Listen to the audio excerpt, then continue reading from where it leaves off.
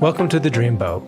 This is where we explore everything to do with dreams. We are sponsored by the DRI Centre for Dream Studies, and you can find out more about our work in the show notes. You can join us here every fortnight or at one of our dream courses, workshops, or retreats. Thank you for coming on board. My guest today is very well known in the dream world. His name is Dr. Kelly Bulkeley, and it's a real pleasure to have Kelly on board with us. He is a past president of the IASD, the International Association for the Study of Dreams, but also he's an author and a long-time term researcher into the field of dreams. And he's also very interested in, as I think his doctorate was in, the psychology of religion. But more importantly, why Kelly has actually joined us today is that he has constructed something called the Dream Library, and Kelly's on board to talk a bit more about it. So welcome, Kelly. Yeah, thanks for having me. It's good to be with you, Laura. Yeah, it's nice to see you again. Cruising along in the dreamboat, yeah. Yeah, exactly. Still here, yeah, still moving along. And so the Dream Library, wow, Kelly, I know it's been sort of a long-term ambition for you. Tell us a bit more about it. Why? Yeah. Why? Well, I guess one answer is, well, there isn't a library devoted to books, journals, works of art related to dreams that I know of. And I've been looking around, and people have been over time donating books and collections of dreams to me. Just they can't find anywhere else to donate them. And I say, please don't throw them out. I'll find somewhere for them. And things really came to a head in this regard when Jeremy Taylor passed away about, I think, 6 years ago now. Unitarian Universalist minister, dream teacher, influenced many, many people, myself very much included. I knew him from the very beginning of when I got interested in dreams. And he passed away 2 days after his wife passed away, Kathy. They both died of heart attacks after 50-year marriage, so very sad and yet kind of romantic in a way. When they passed, they left no guidance, directions, will, or anything for their daughter Tristy, who was responsible then for figuring out what to do with their possessions, their home, and such.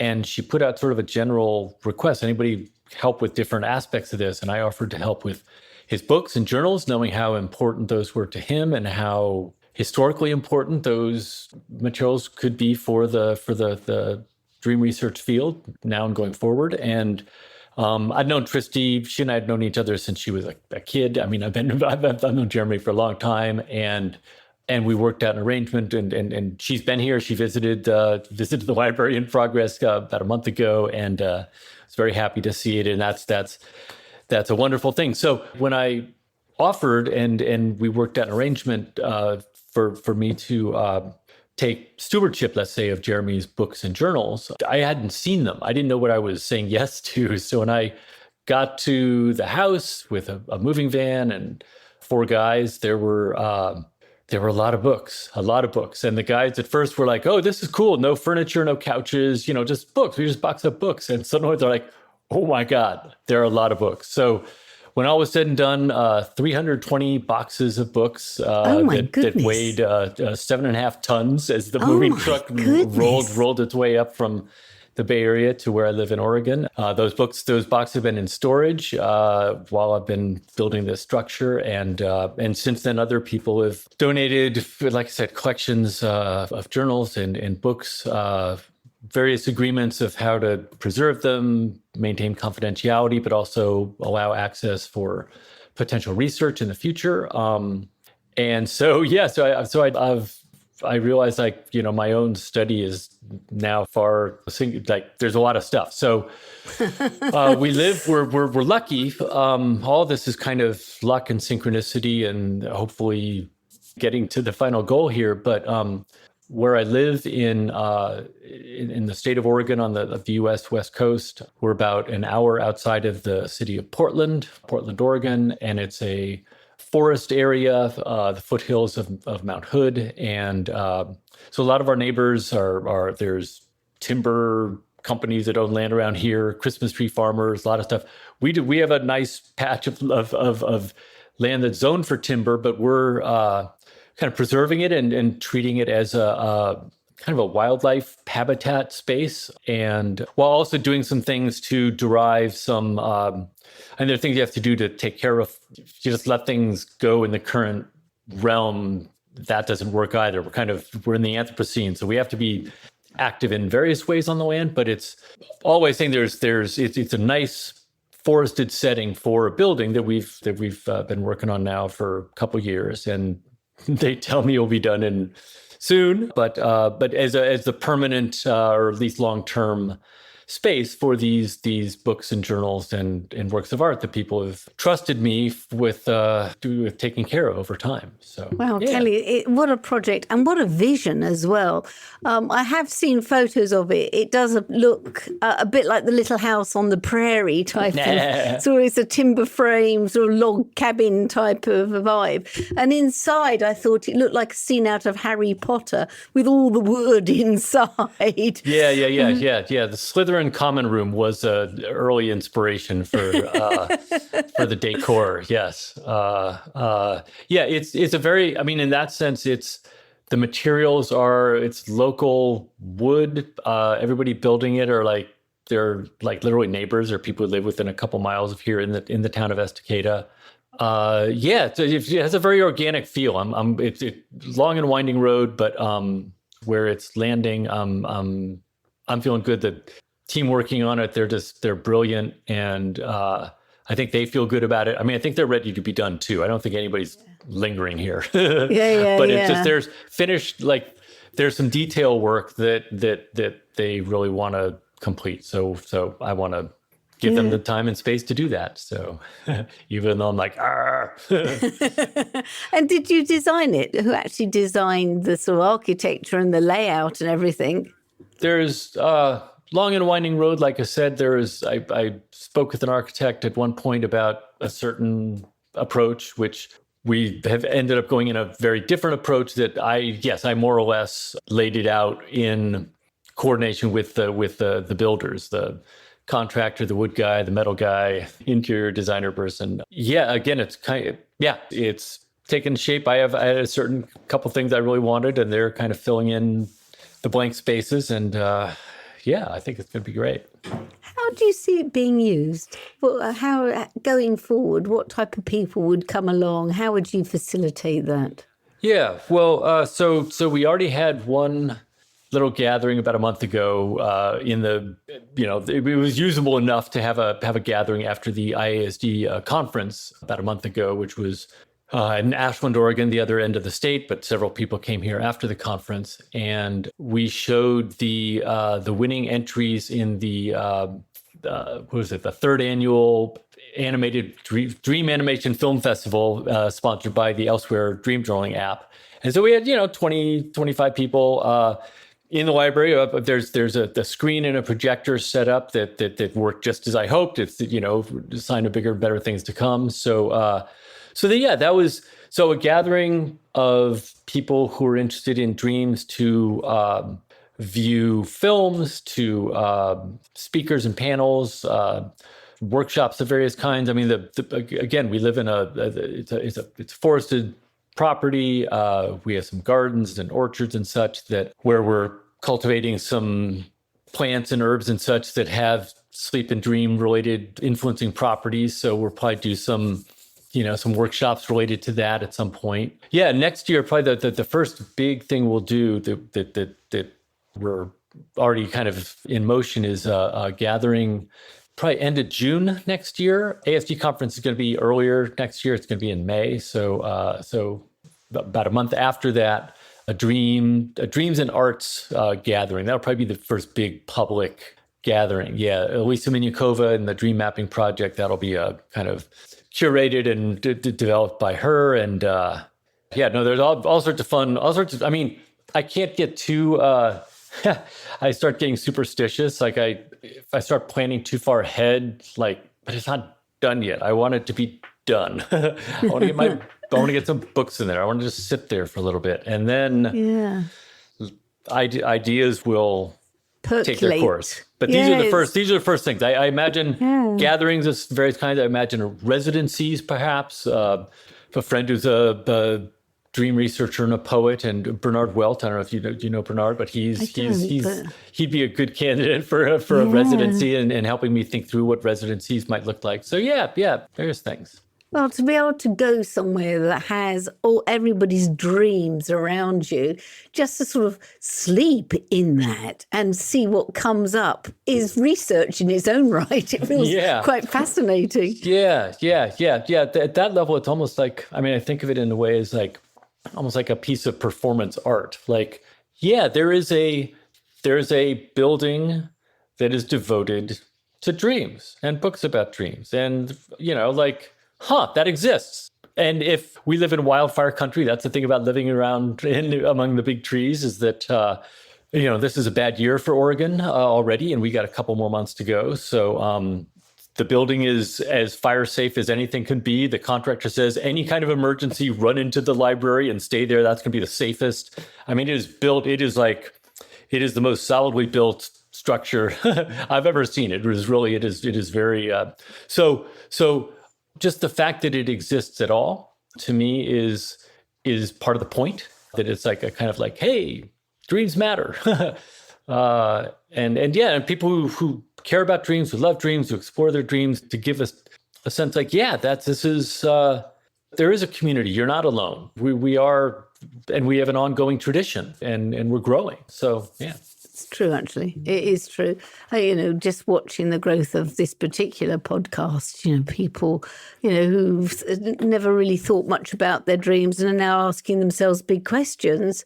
And as you know, as we've sort of spoken together at a previous conference, I think in the end, dreaming in human consciousness, it's not I think, therefore I am, because AI is there. And so we've got to find another marker for human intelligence in some way, or human consciousness. So I dream, therefore I am, is possibly the sort of the next step forward. And I think the whole notion of consciousness, I know, is under the spotlight more and more, but will become such a focal point for research. And dreaming's a massive part of our conscious, and unconscious state, really. Yeah. Oh, that's, No, I think you're exactly right about that. And I at some point here, I am curious about how you're kind of thinking about things at the moment. Like, things change so fast, and both in terms of the technology around AI, but also the cultural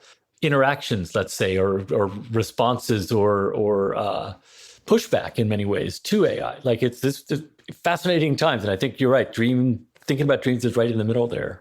Yeah, it's going to be interesting how you choose to catalogue some of this material, because, it's almost like a brand new section in some way, isn't it? And that brings me on to another question. How are you going to catalogue all of this? Have you got someone who's a librarian in place, or do you have a background in librarian work? How do you envisage it? No, I don't. I have spoken with a couple librarians and kind of preservationist people involved in book preservation, because that is part of the responsibility is keeping the books in good shape. And the building is designed so like there's not beaming sun coming in. It's climate controlled in a really nice way. So feeling good about that.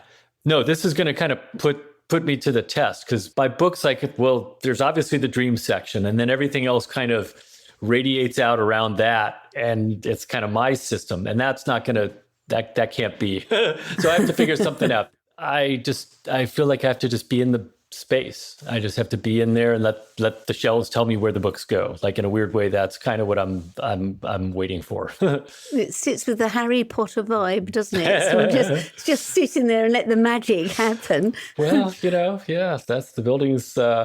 Building will have ideas. It will last longer than me, hopefully. So it should have a vote.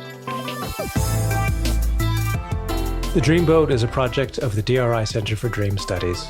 If you're the kind of person who is fascinated by the mystery of dreams and you want to learn more about the transformational power of dream work, check out our workshops, lectures, retreats, and training courses at driccpe.org.uk. Also on the website, you can support the podcast and all of DRI's work by becoming a member for just over £30 a year. That gets you discounts and first access for our ticketed events, as well as access to videos and extra material online. That's driccpe.org.uk, and you can find the link in the show notes. Now back to the podcast. Is there any type of work that you're looking for in particular? Is there anything that you haven't got that you think would be good to start saving and collecting? I guess I've just been kind of what people feel they need to share with someone, bestow upon someone, something they feel has a value that others could benefit from. I'm open for business in that regard. I'm welcoming. What can I do to help? I have not thought of it in terms of like, what do I want to actively acquire?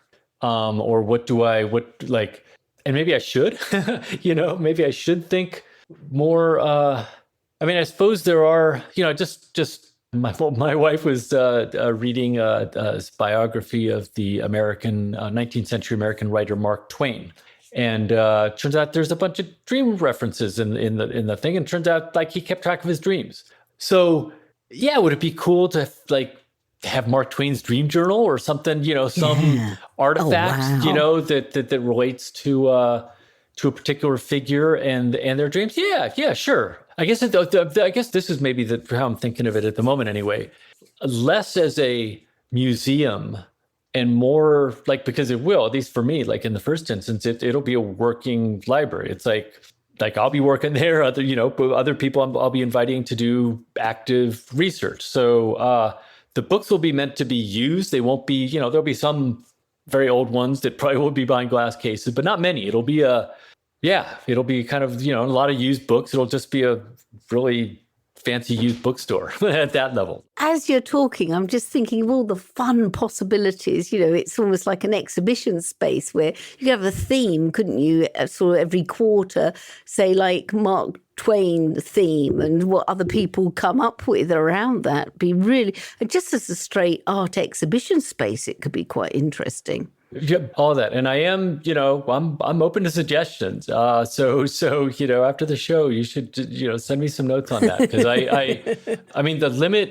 the limit will be kind of somewhat my organizational energy. I've got people who will be helping me, but it is, and my kind of sense of family boundaries and space. I have 3 kids. My wife is just retiring. Like everybody wants to be out here. Everybody's got plans. Everybody's got things they want to do here. So, and it's not an easy trek. It's an hour. It's a 45 to 60 minute drive, depending on traffic and such. And it's windy and it goes through places you're like, wait, where am I going? Back and beyond. Yes, well, it's a journey. There's certainly a journey aspect. So those are kind of limits to how much I probably can do and how many people at any given time. But it's just a long-term project and long-term plans that those who will want to visit and come and be part of things will work it out. Yeah. So, what do your family make of all of this? How do they feel about it all?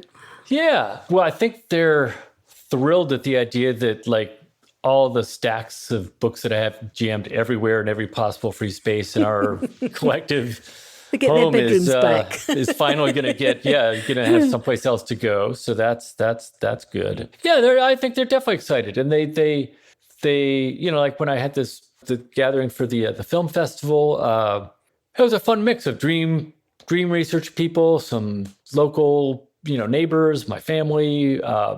Couple other people from Portland, and I think afterwards my family was like, "Hey, yeah, those dream people. They're interesting. Yeah, they're interesting people. They're all kind of different, but they're interesting." I'm like, yeah, they are. What do you know?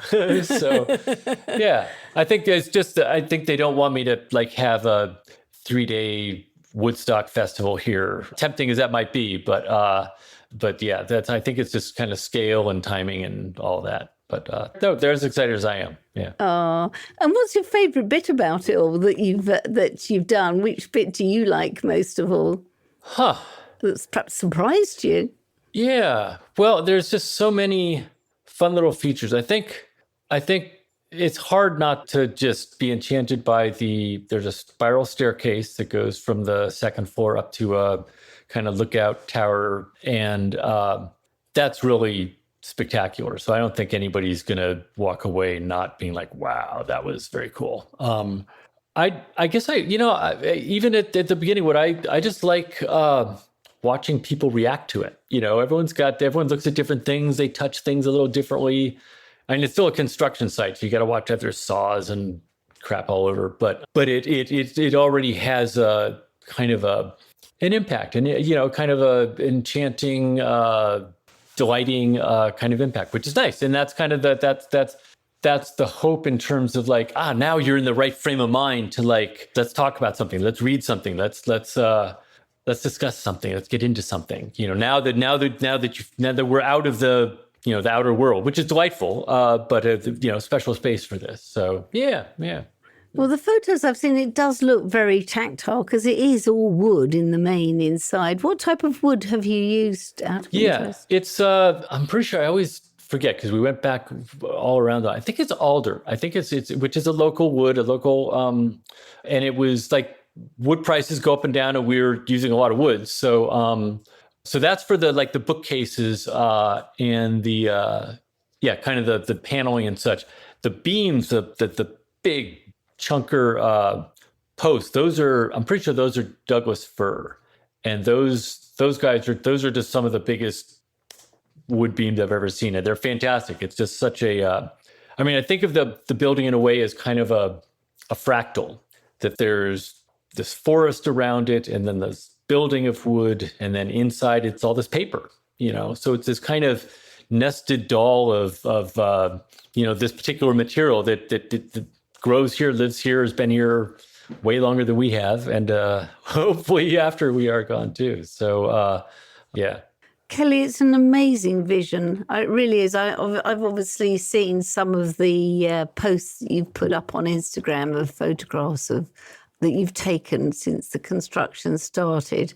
And it really is, as I said, an amazing vision, but not just a vision, to make it come true. What dedication and spirit that you have to see this through. Yeah, well, I'm very fortunate in so many ways. My family's support, the way things have worked out with this particular property, which our kids almost had an intervention for us when they heard that we were thinking of buying this. Like, our parents are going, off the rails. Like, this is like a Portlandia episode. They're buying this crazy property. This place has let's say a colorful history. The previous owners of the land, everybo's been a visionary here. I'm just the latest. Oh, that's interesting. Not always legally so, let's say, but we're trying to stay on the right side of the law, and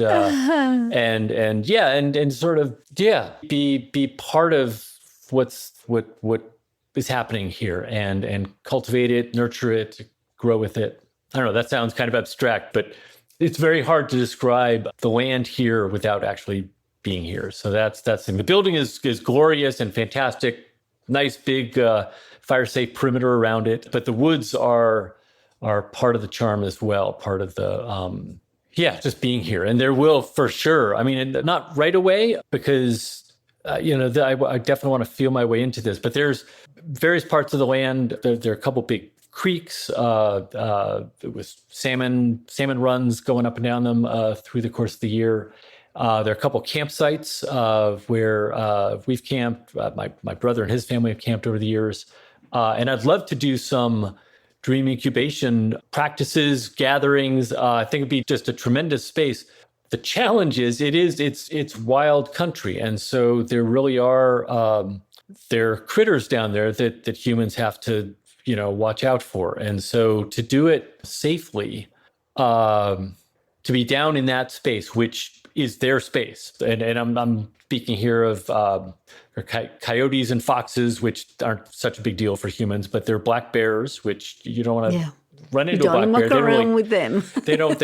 And they're bobcats, which again, a human, they wouldn't mess with a human necessarily. But then there are also cougars. We're in cougar territory, and that's the real deal. So throw in a few snakes.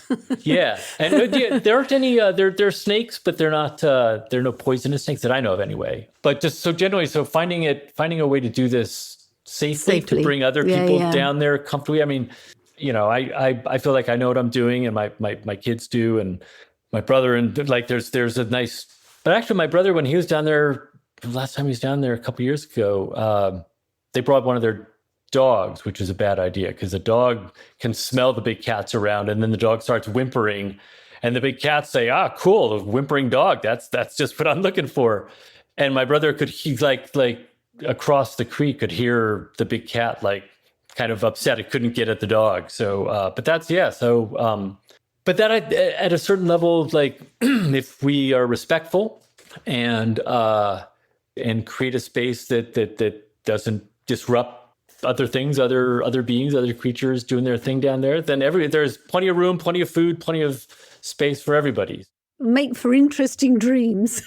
Well, exactly. That's the thing. It is. Am I dreaming of a big cat, or is there really one there? Yeah. And the elk, got to watch out. Like sometimes there are herds of elk that rumble through. And, wow, it's just exquisite. Don't want to be getting the wrong end of their movement. Yeah, exactly.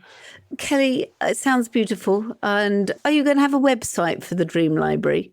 So it'll be administered sort of there'll be like kind of an umbrella foundation, the Dream Library Foundation. There's currently a website for that, but it's just a single page because nothing is happening beyond like here it is. But so that foundation will be set up to sustain the library over time.